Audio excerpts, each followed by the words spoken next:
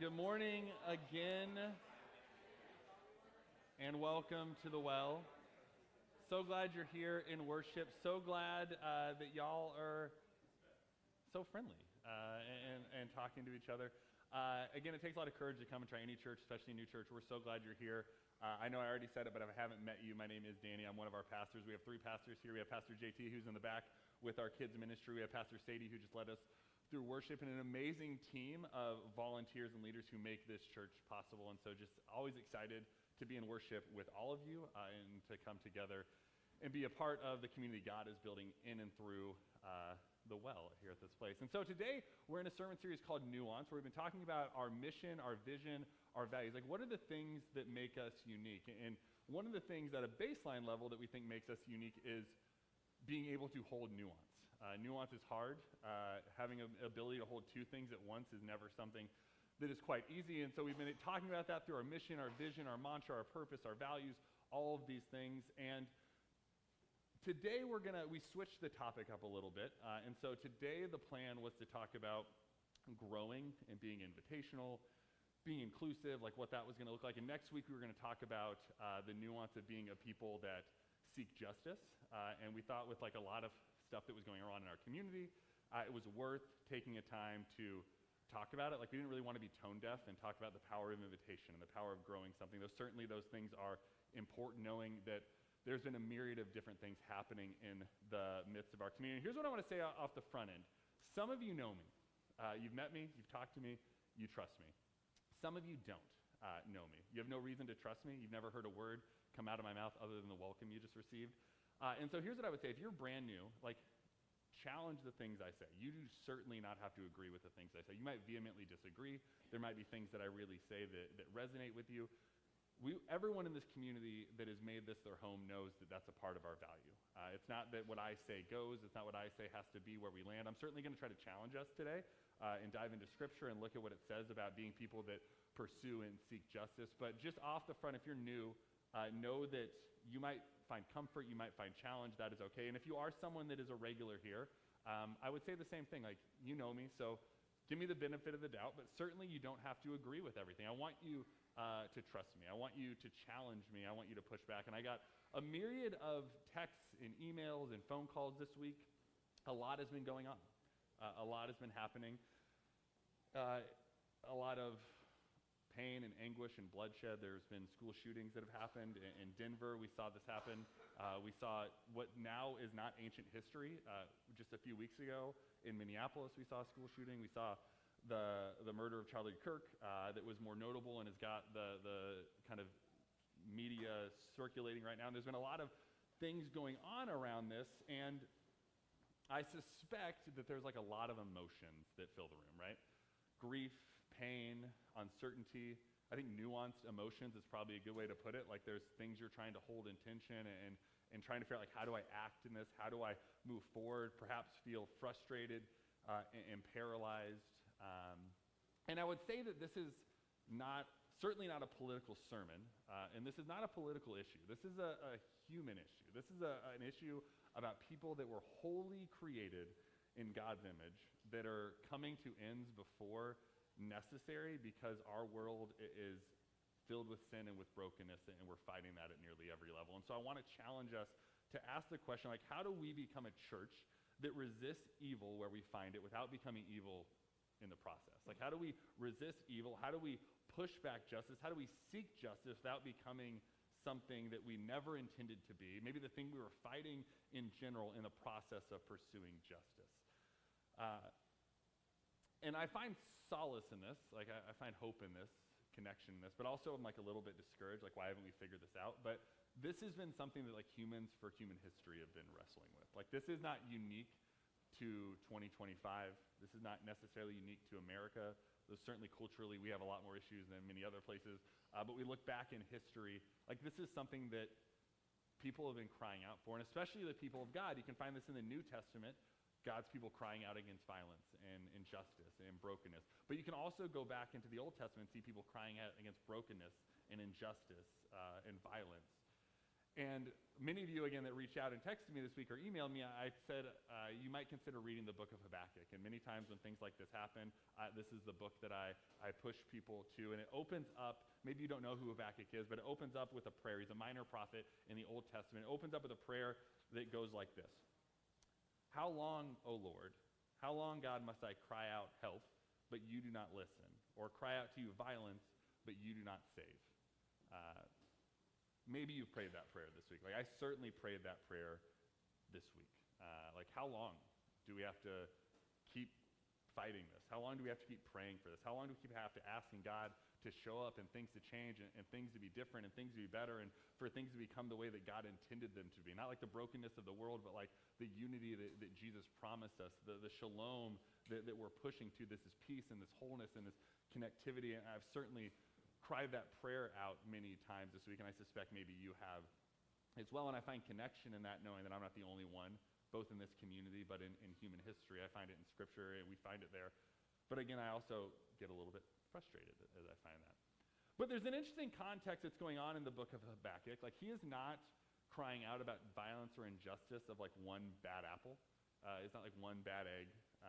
But there is something more systemic going on. There's a culture of war and harm and violence that has become business as usual for the people in that time. Like, they look around and it's not an aberration.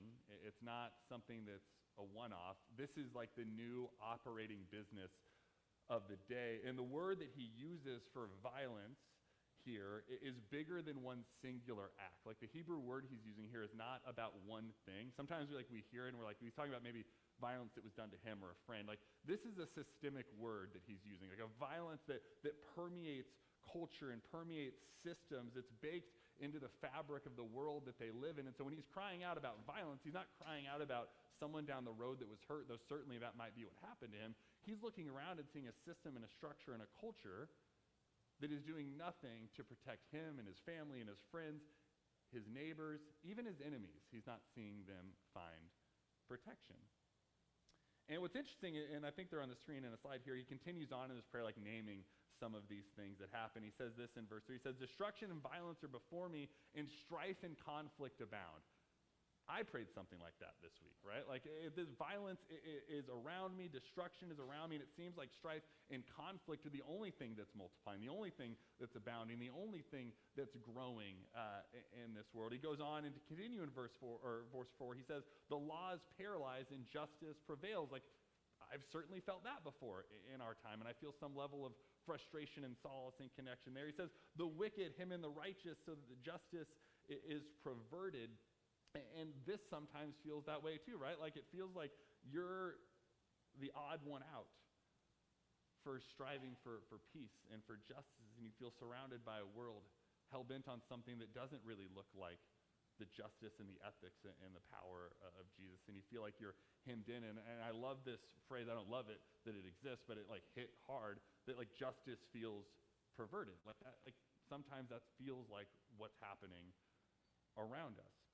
And what Habakkuk is talking about here is the law, and he's talking about legal law, but he's also talking about the Torah law, which is God's instruction that was given to them, God's people Israel, for human flourishing. And he's saying that it feels like it's gone flat. It feels like it's like gone flat and there's nothing really happening. It doesn't have a pulse anymore, and it's not having an impact on the people around them. The moral center of their community, both those in the community of Israel, but those surrounding them, has gone numb to the injustice that is permeating around them. And that justice, which is this Hebrew word like misfat, which means this idea of something more holistic and healing and putting back together. It's not just about like being right or being wrong. It's probably closer to the idea of shalom, which is completeness and wholeness, like putting things back together for the betterment of society and humanity. Like, that's the justice that he's crying out for. Not him being on the right side of history, but everyone rising together in a world where brokenness doesn't have to prevail and brokenness doesn't have to have the final word. And he's saying that the world around him doesn't protect the vulnerable, the laws, the courts, the leaders, the systems. They're oppressing the vulnerable and the broken, and he's not seeing this justice really rise up anywhere. And really what Habakkuk is saying here is that the whole system seems broken around me. Violence is no longer the exception, but it's the rule. It's no longer the exception, but it's the norm. And he's looking around, he's like, I've been promised a lot of good things from our God, and I'm not seeing much of them, right? And again, like to step out for a second, like I find hope in that. Like to know that faith does not have to be clean, and faith is not all rainbows and butterflies. Like there are hard times in what it looks like to be people of God, to be people that follow Jesus wholeheartedly in his challenges. And we'll get into what I think that looks like, especially as it relates to justice. But he's saying it's broken, and I don't know what to do, and the norm feels nothing like the hope and the promise of God and faith that I was promised. What's interesting, though, is it doesn't go away when the New Testament comes on the scene, right? Like, Paul even talks about this. So Jesus has his life, his death, his ministry, his resurrection.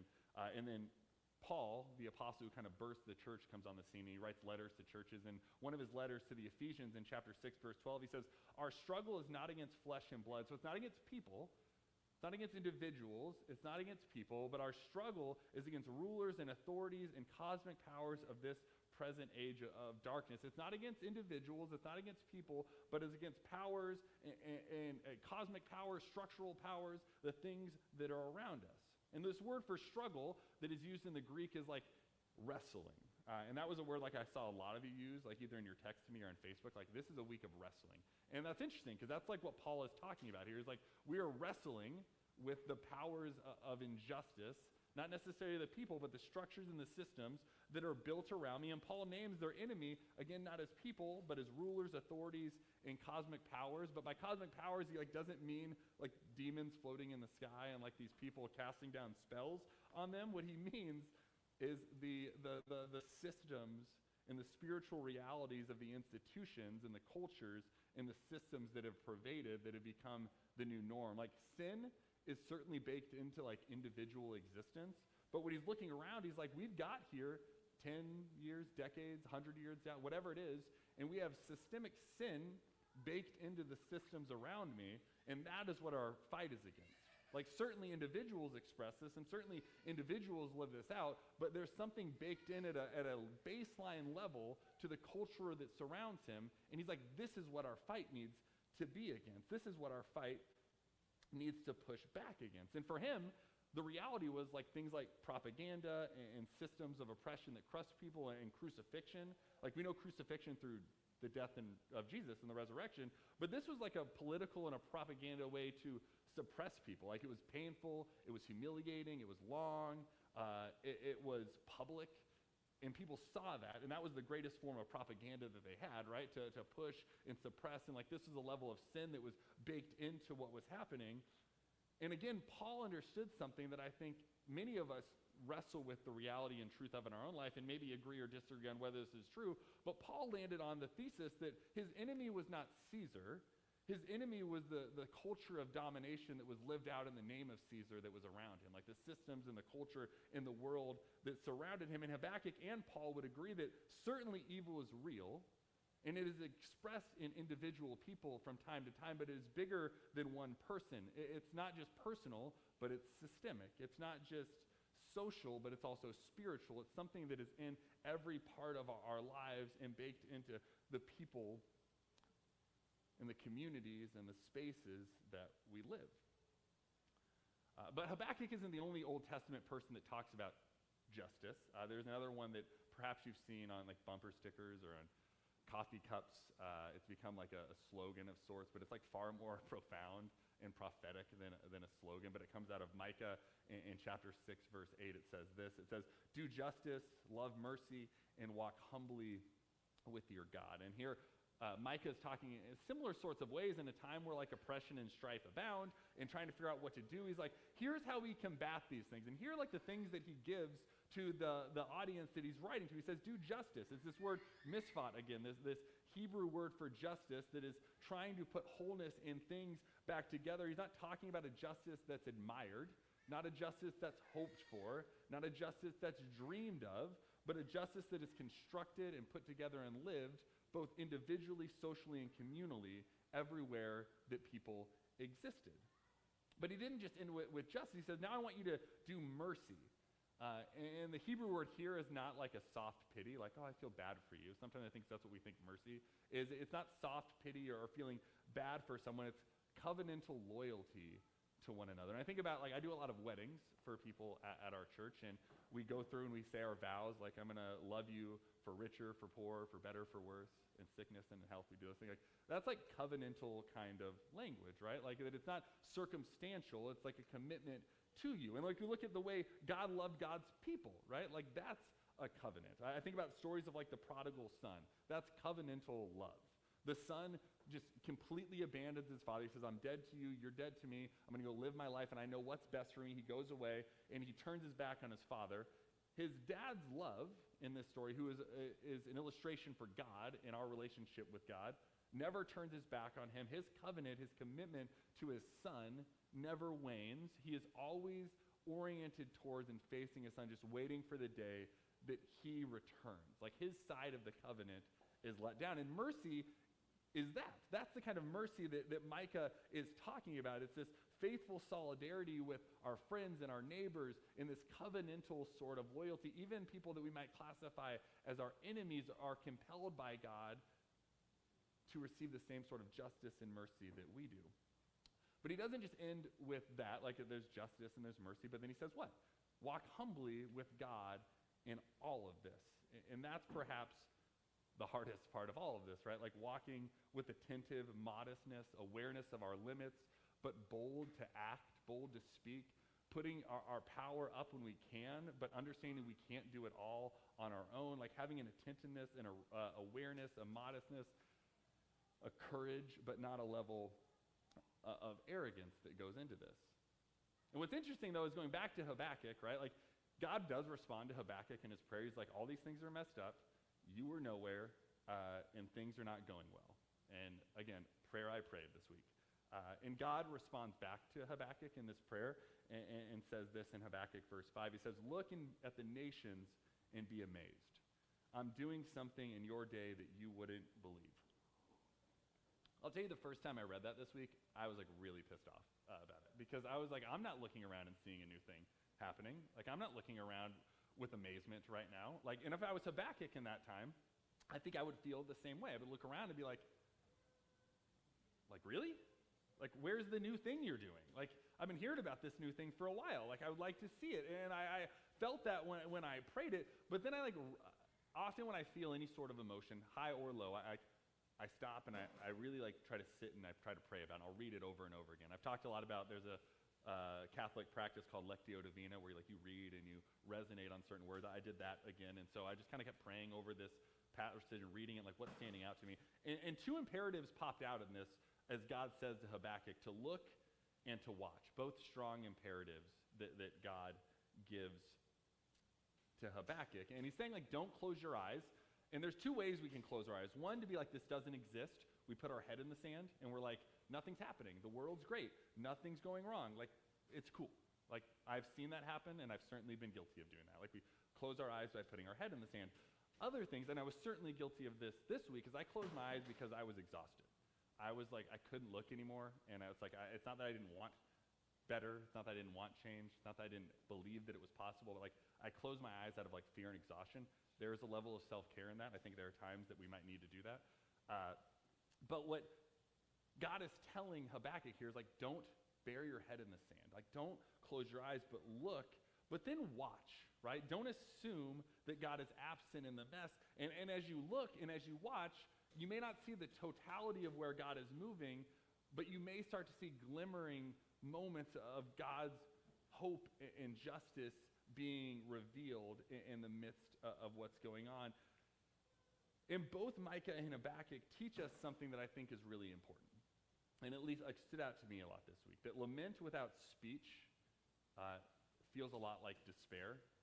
And what I mean by that is, like, I spent a lot of time lamenting this week and sad, and I was very frustrated, and I fell into a moment of despair where it's like I just was spiraling. I wasn't putting words to it. And actually, at my well group, I had the opportunity to talk with someone, and I had an opportunity. It felt like the despair came out as words came to the lament that I had. I was able to put words, and I write a lot of things, but I'm such a verbal processor that I have to actually say it with my lips for it to resonate. And I would say that many of us can get swirled up in lamenting but we don't ever verbalize it and name it. And whether that's publicly or that's in a conversation one-on-one, or if you're in a well group or your well group, or it's on social, I don't know what that like for you, but figuring out ways to start to name the areas where we are, because it moves our lament into something holy and out of despair. And there's a whole book of the Bible, or a chunk of a book of the Bible called Psalms, of lament psalms, that are prayers of frustration,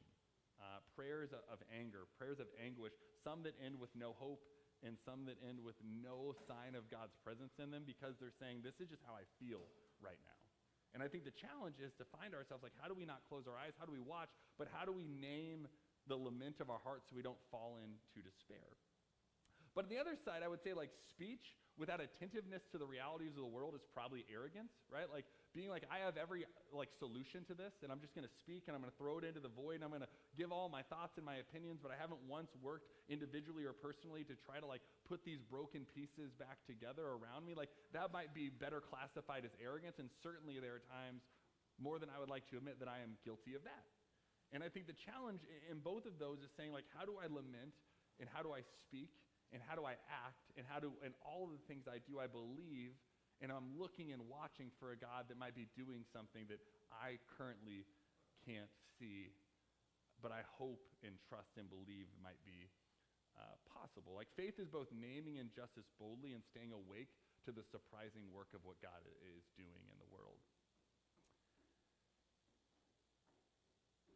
But again, like, I wonder, and I ask myself, like, how do we resist evil, which certainly is abounding, without becoming that ourselves? How do we do that? And Paul talks about this later on in Romans. He says in Romans 12, he says, don't repay evil for evil. Don't be overcome by evil, but overcome evil with good. In a vacuum, this sounds easy. In a vacuum, this sounds great. In the realities of life, it probably sounds really frustrating. It sounds like, I don't know what that means. I don't know how to do that. But what's interesting is the Greek word here that Paul is using for victory or for conquering, to, like, overcome. He's redefining what this looks like. In Roman culture, what did that look like? What did conquering and victory look like? It looked like either assimilate or be erased. We're going to take over these areas and they're going to become part of our empire. And if they don't want to become part of our empire, they will be erased from human history. We won't know anything about them. And, like, this is the framework for first century Christians of what culture has told them victory looks like. But the Greek word Paul is using here is not about crushing your enemies by force, but he's saying we're going to conquer this through the power of goodness. We're going to fight back, and conquering will not be through domination, but it will be through spiritual goodness, and goodness for not just ourselves, but for one another. And Paul actually continues on later. He says, don't even just, like, beat them with goodness, but if they're hungry, feed them, and if they're thirsty, make sure that they have something to drink. Like, he's saying, be hospitable to them. But then he goes on to say, if you do this, it will be like a heaping coal like falling over their head, like a pile of heaping coals dropped over their head. And when I read that the first time, I was like, that's a weird thing to say. Like, that doesn't sound super loving. That doesn't sound super, it doesn't make sense to me, right? And what you might not know is that this is like, though a weird phrase to us, is a common Hebrew idiom, which is kind of an idiom for spiritual awakening that leads towards repentance. Like, this idea of coals being washed over your head, it's a subversive kind of kindness that, like, flips the script on where you are. And the best way I would say it is, like, it's most adjacent to, like, our idiom, like, kill them with kindness, which is, like, we're certainly not, there's no, like, killing in that, right? There's kindness that's happening, right? And in this, what he's trying to say is, like, your love, your goodness, your generosity, your kindness will be so much more powerful than any other mode of conquering that you could do, that it will fall over their heads like a heap of burning coals, that will awaken them spiritually to the goodness of what is happening and where God is leading, and it will actually open their eyes to something more profound than any other way could lead them to. And Paul is not just getting this from himself. Like, sometimes it could be easy to say, like, Paul's just, like, freestyling for a lot of the New Testament, just kind of coming up he's not coming up with this on his own. Like, he is pulling back from stories he's heard about the life and the ministry of Jesus. One in particular comes to my mind out of the Gospel of Matthew in chapter 26, where he is in the Garden of Gethsemane. And in the Garden of Gethsemane, he's, like, in anguish. He's been, like, praying and crying, like, God, if there's any other way, don't make me go to the cross. If there's any other way, let this cup pass. He's discouraged because his friends have fallen asleep and let him down. He's crying blood. There's so much stuff happening that he's like emotionally there. So he's going through it. And his best friends are there, again, letting him down, one of them betraying him. And that one who betrayed him goes and turns him over. And so Peter, his closest friend and disciple, is like, I'm not going to have any of this. So he pulls out his sword and he's ready to chop off the ear of this Roman soldier who's going to arrest Jesus. And Jesus says to him in verse 52 of Matthew 26, he says, put your sword away. If you take out your sword and live by your sword, you're going to die by your sword. And he's trying to say to them, like, don't repay violence with violence. And I have to imagine that this is what is on Paul's mind, among other things, as he's saying this to the people in the church in Ephesus, as he's talking about goodness will be the way that we conquer. Goodness will be the way that we overcome. Jesus refused violent means to bring forth the kingdom of heaven. But he fought a subversive kind of love that was like a pile of heaping coals over the heads of his enemies that awakened them to something that was greater than they ever imagined possible, or ever were told. Maybe they didn't imagine because they didn't want to imagine. They didn't know there was any other reality, but it awakened them nonetheless to a reality that was better than they ever knew possible. And again, Jesus talks about this in one other place in Matthew chapter 5. He says, you've heard it say, love your neighbor and hate your enemy. I hear a lot of that right now. I'm gonna echo chamber the heck out of this. I'm gonna love my neighbor and I'm gonna hate my enemy. But I tell you, love your enemies and pray for those who persecute you. And again, this word for love is agape. It's this Greek word that is this choosing one another's good regardless of their response, and a love that is committed to the greater good and the greater hope. Jesus isn't telling them to feel nice feelings. That's nowhere in the script. He actually tells a story of the Good Samaritan, which is about two people that were enemies helping each other. And the story ends, and you might put subtext on there, and they became best friends, and they went and had poker night every Thursday.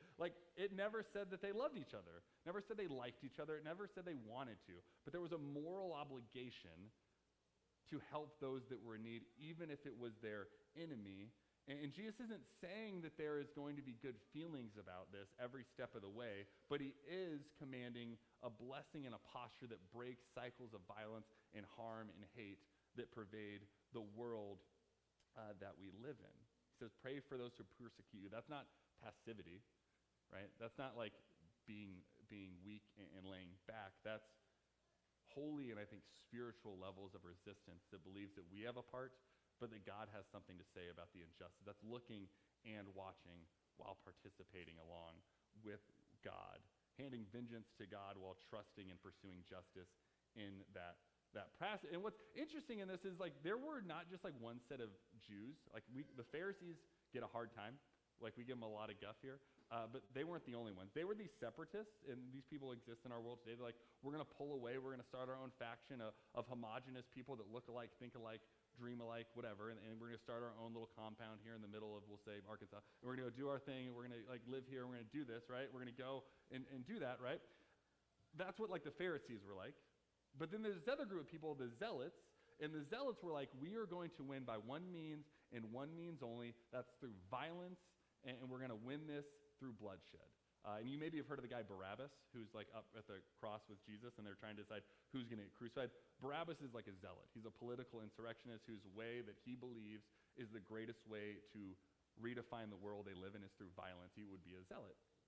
And we have these people surrounding, and Jesus offers a third way, not separatism and not violence, but he offers something that is disruptive, enemy-loving, and world-changing, that the early church lived out so much that the Romans described him by saying, look how much these people don't just love each other, but look how much they love their enemies. The enemies that are actually putting them to death. Look at the way they don't just love each other, look at the way they love their enemies.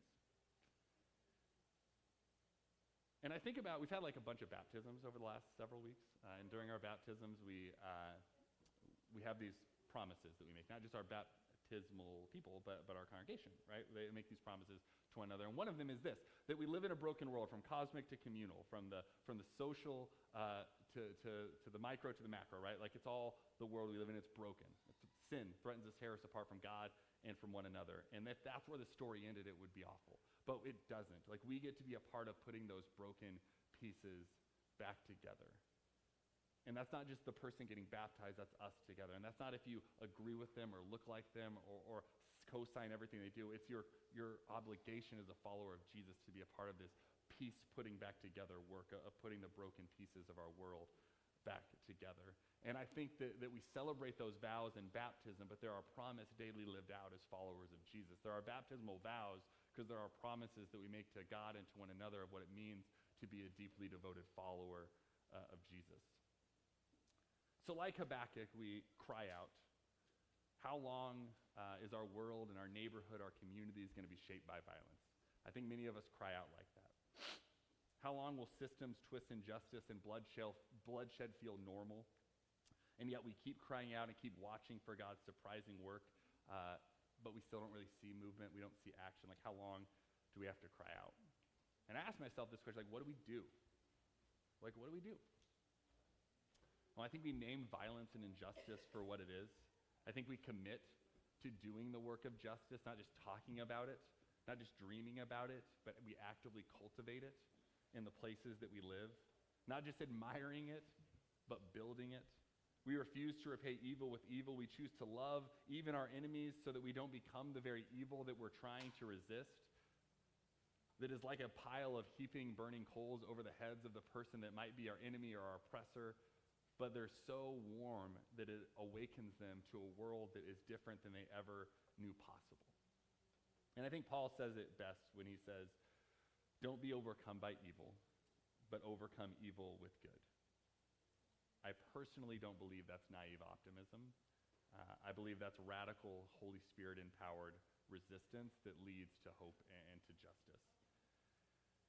And so I'd end with this and return to our mantra. Like, this still is a series about our mission and our vision and who we are as a church. And one of the things that we hold true is that your seat at the table can't cost someone else theirs, right? It's one of the things that we hold to. And that means that violence, not hate, not dehumanizing, like there's nothing that we can do to sacrifice our seat or someone else's seat at the table as we create seats of hope for people that never knew they had one, seats of belonging for people that told they never would have a chance to belong, seats of belonging for the person that was our enemy and has now become our friend. I mean, I think that is our call. I think that's our challenge, that's our charge, and I believe wholeheartedly that that's our invitation that Jesus gives us.